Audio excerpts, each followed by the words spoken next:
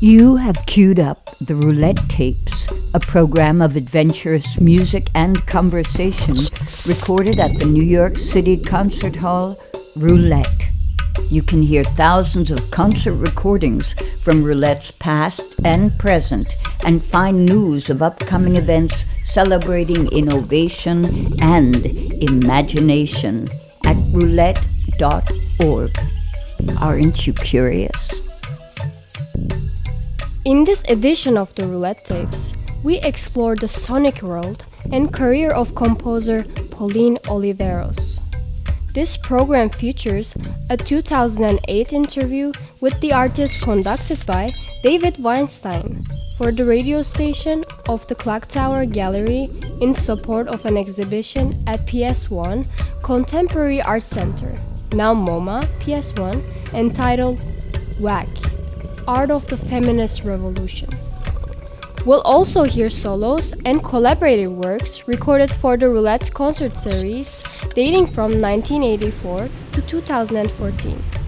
The influence of Dr. Oliveros on contemporary music is unrivaled. From electronic innovations, sonic meditations, ceremonial works, the deep listening paradigm, her expanded instrument system and hot-wired accordion, and merging a social conscience with sound. The musical excerpts have been preserved as part of Roulette's concert archive and can be heard in their entirety at roulette.org/archive. And now, the remarkable story of Pauline Oliveros.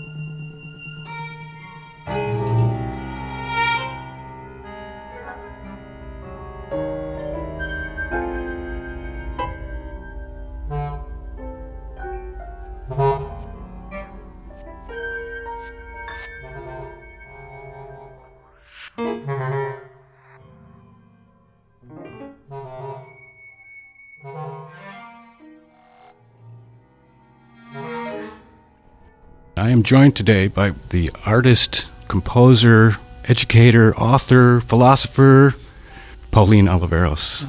Thank you, David. Nice to be here. So we can add to that list or junket. As we go along. The first thing I would like to know is, what do you have in WACK, and how did you get yourself involved in WACK? And then we'll backtrack from there. Okay.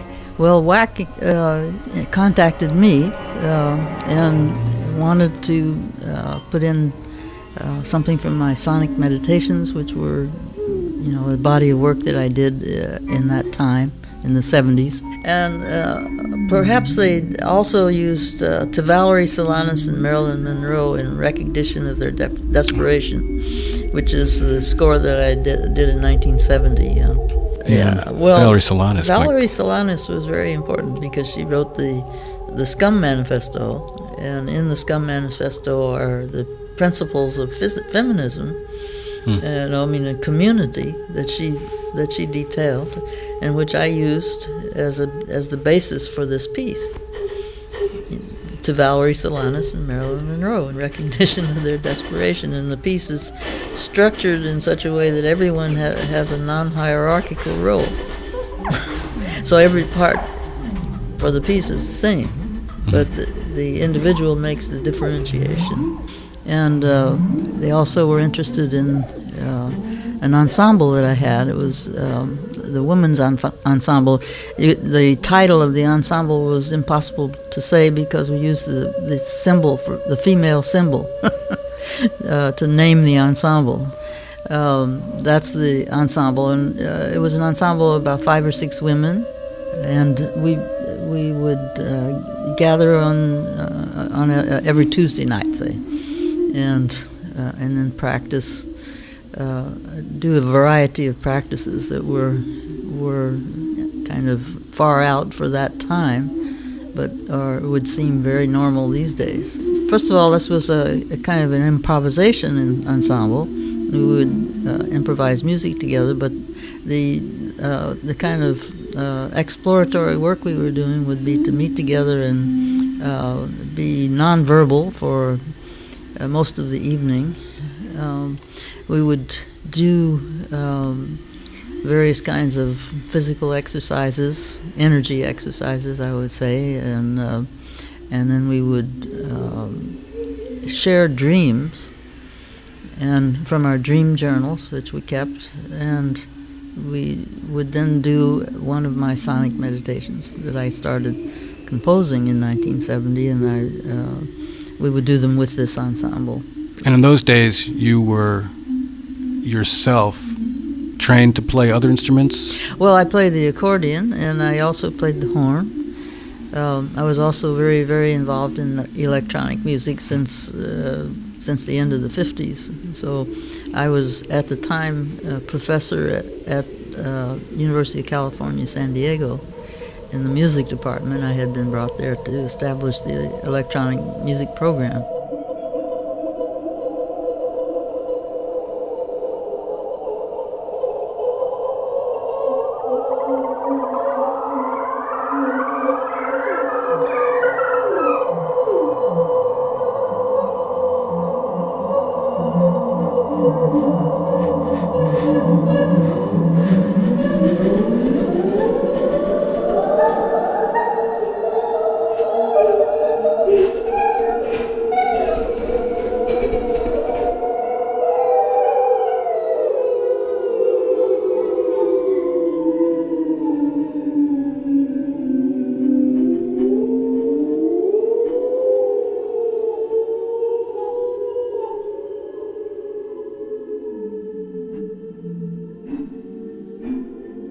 I actually started my electronic music with a kind of a home studio, even though my friend and colleague Ramon Sender was kind of patching together a studio at the San Francisco Conservatory in 1959, and I had a Sears Roebuck tape recorder. Fantastic. Nobody had a home studio in 1959. Yeah, but I did.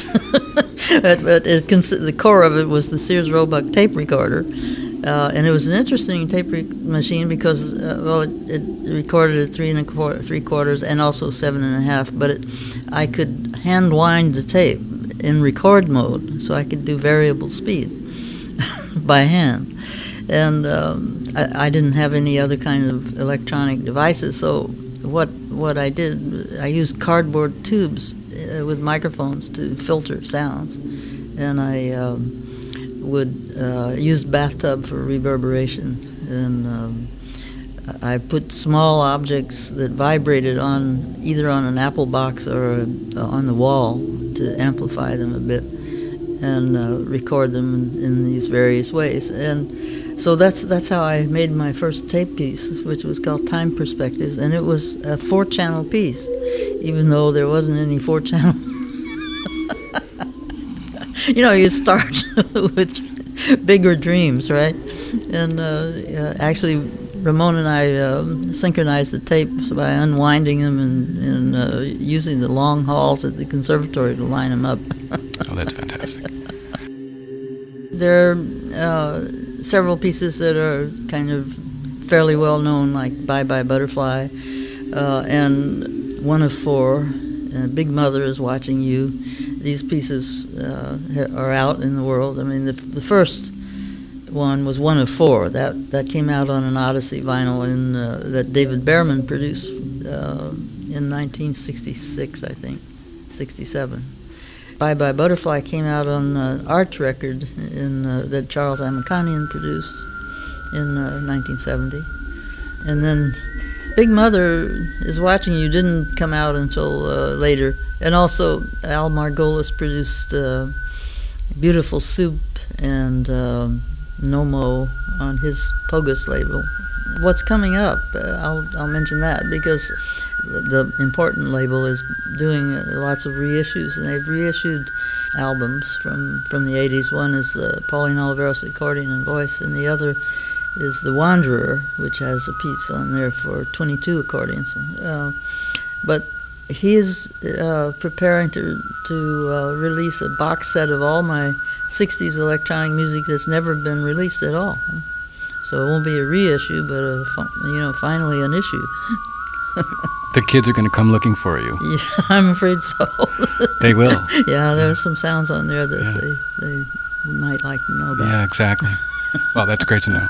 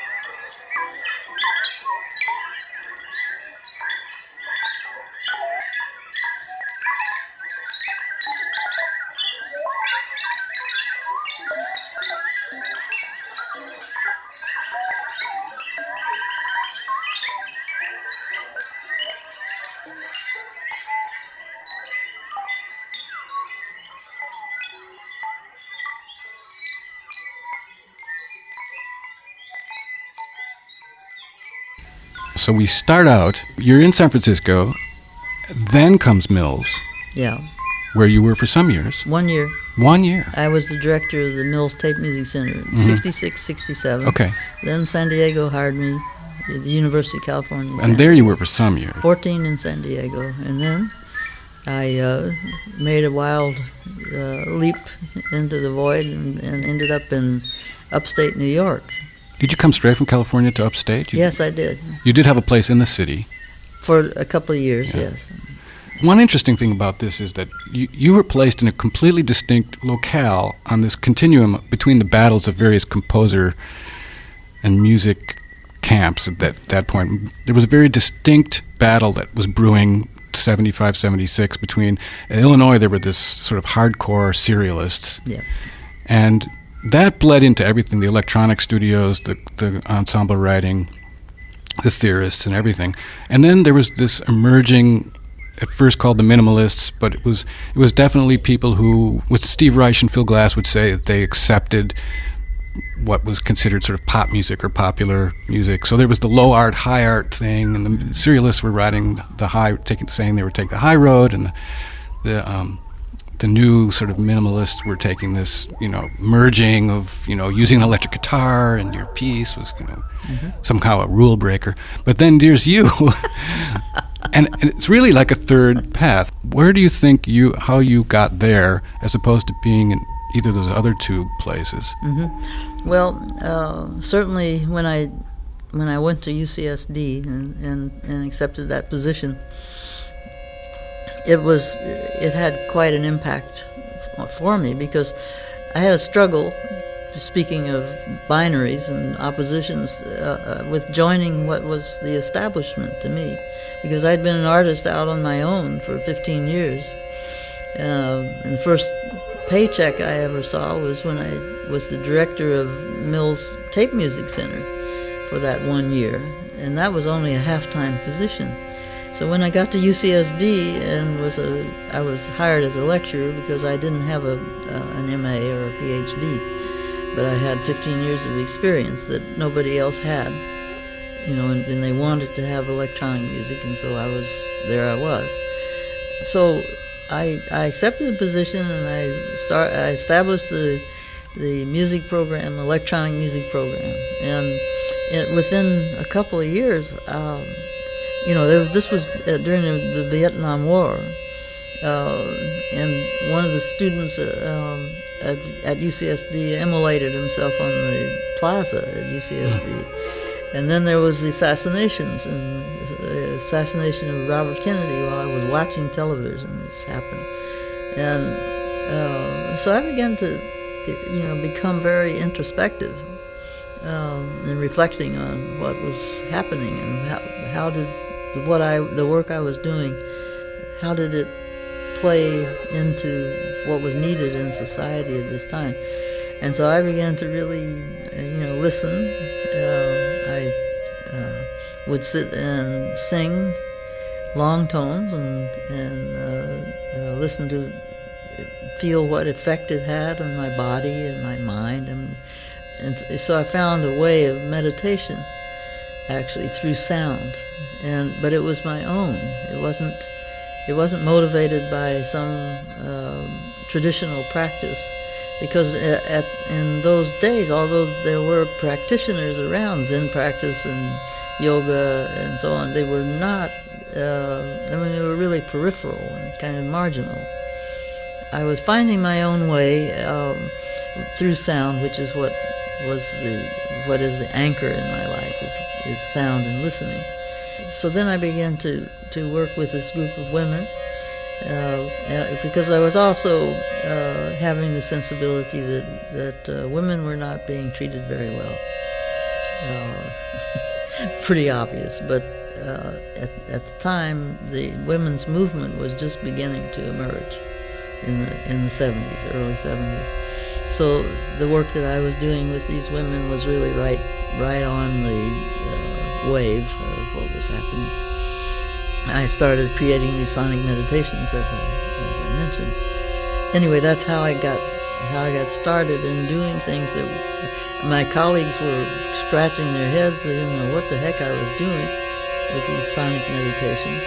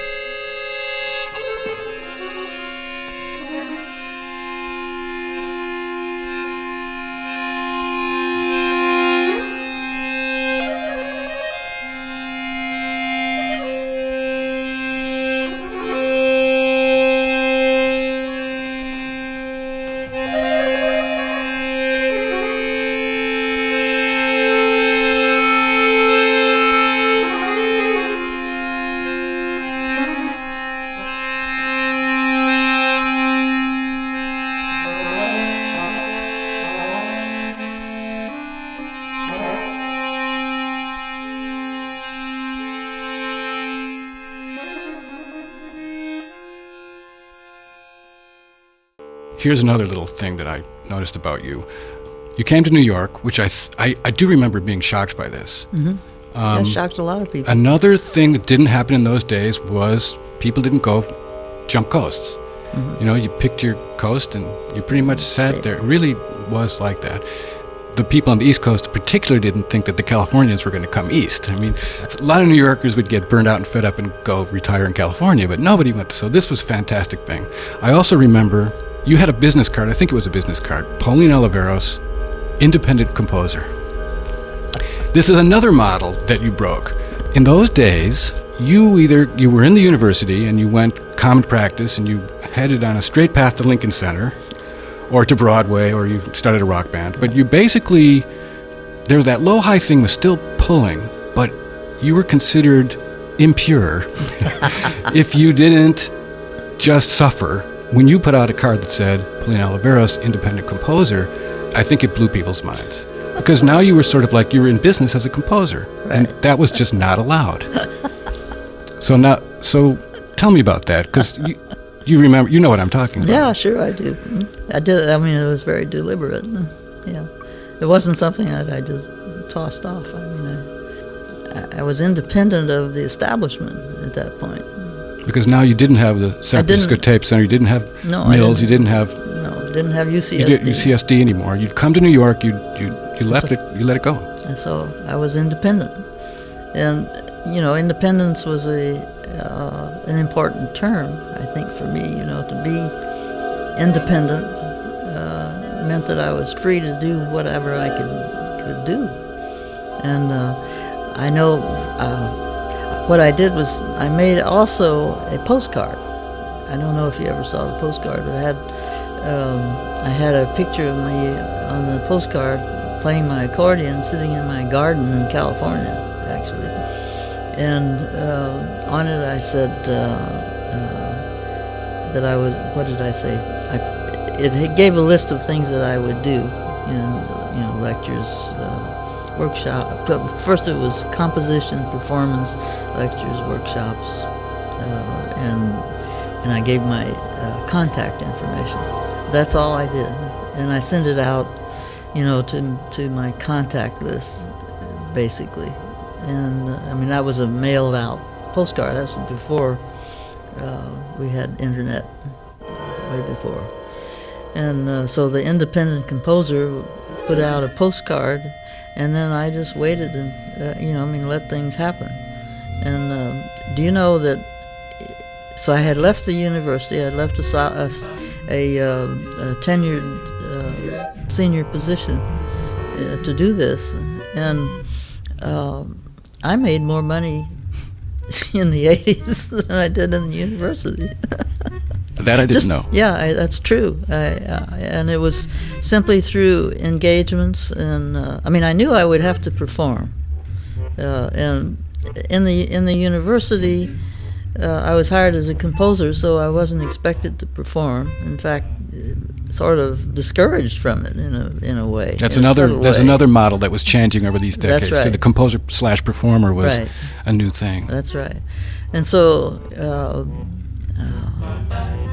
I did begin to perform a lot, and I was invited to a lot of different places, just as a result of having sent that postcard out, and then people knew I was around, and so the phone would ring.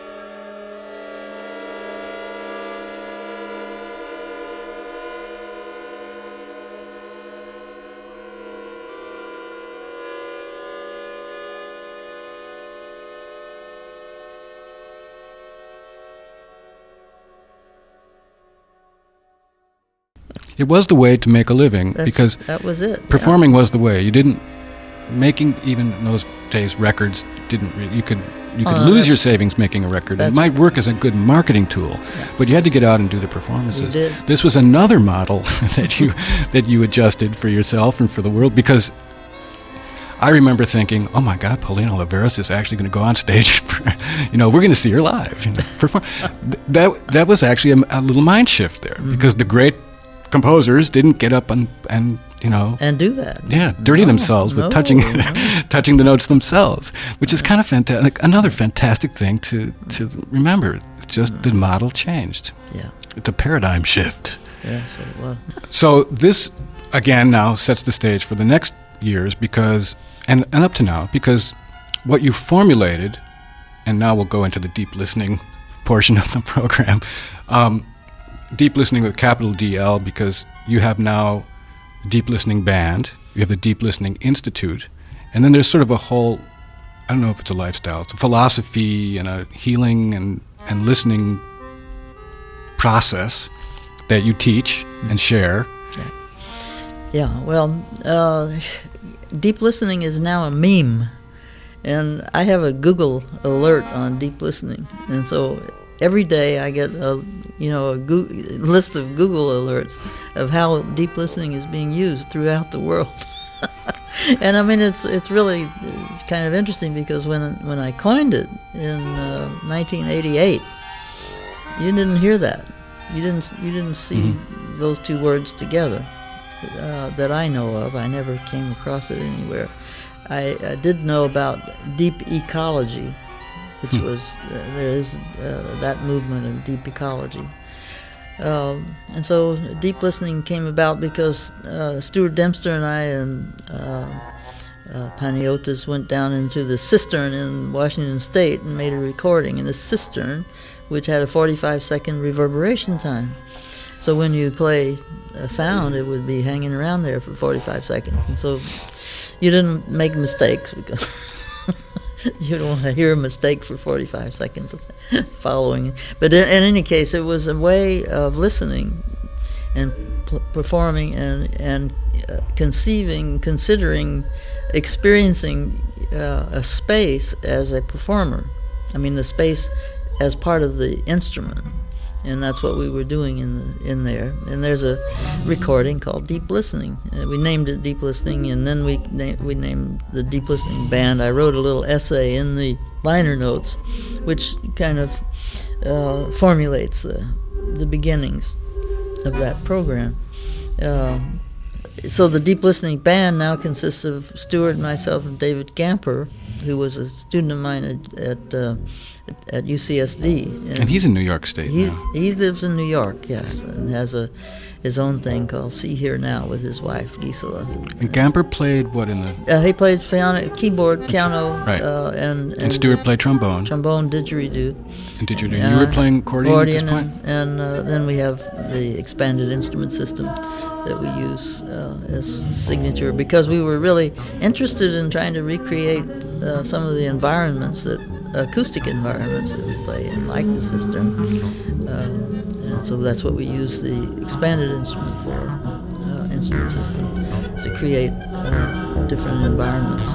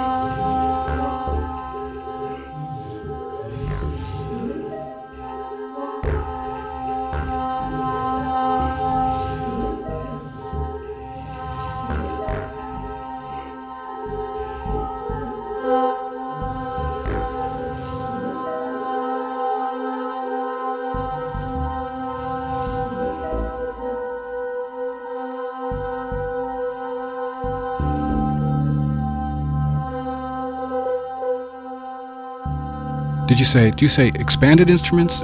Expanded, yes. Because while we're talking about you moving into accordion and the meditations and working with acoustic instruments in special acoustic spaces, you're the girl that had the home studio in 1959.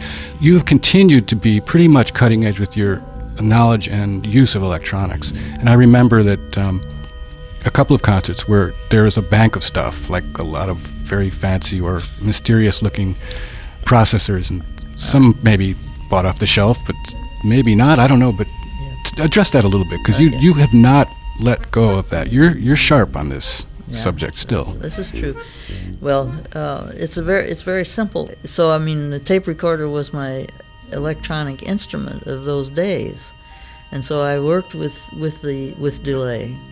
So that was the beginning of what I call expanded instrument system, and it's expanded because of your expanding time. You have what happens in what you think of as the present, and it has the potential, what's going to happen in the future. When it does happen, when it's played back at a delayed time, it's then part of the past. And that's what I mean by expansion or expanded. It's expanded time-space or space-time.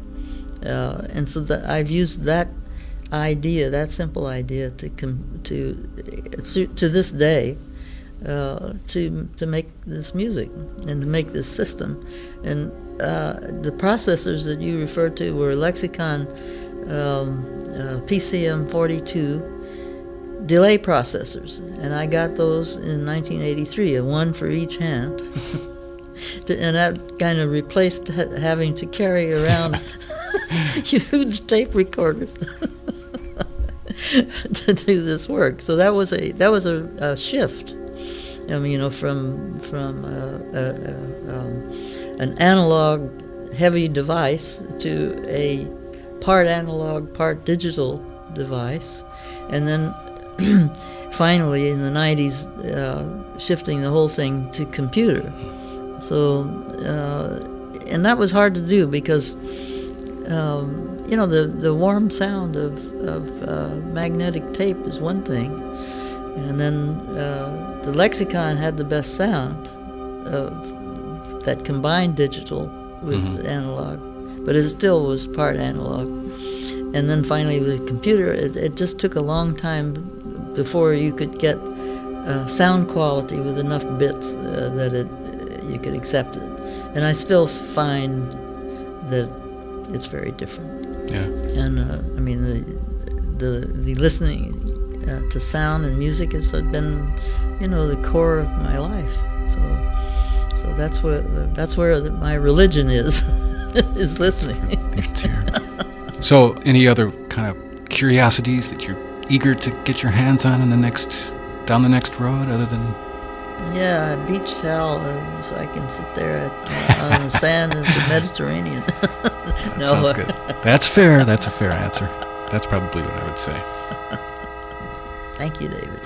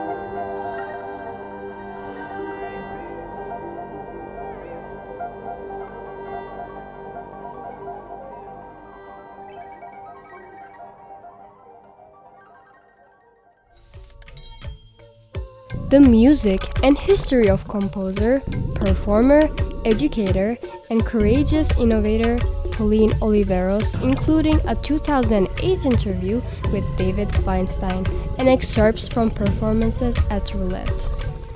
This program is made possible in part with support from the Destina Foundation, Grammy Museum, the National Endowment for the Arts, Once Upon a Time, and the Roulette community. I'm Idil Küner for Roulette. Thanks for listening. You have been listening to the Roulette Tapes, a program of adventurous music and conversation. This series is produced by Roulette Intermedium. you can find thousands of concert recordings from Roulette's archives and news of upcoming events at roulette.org.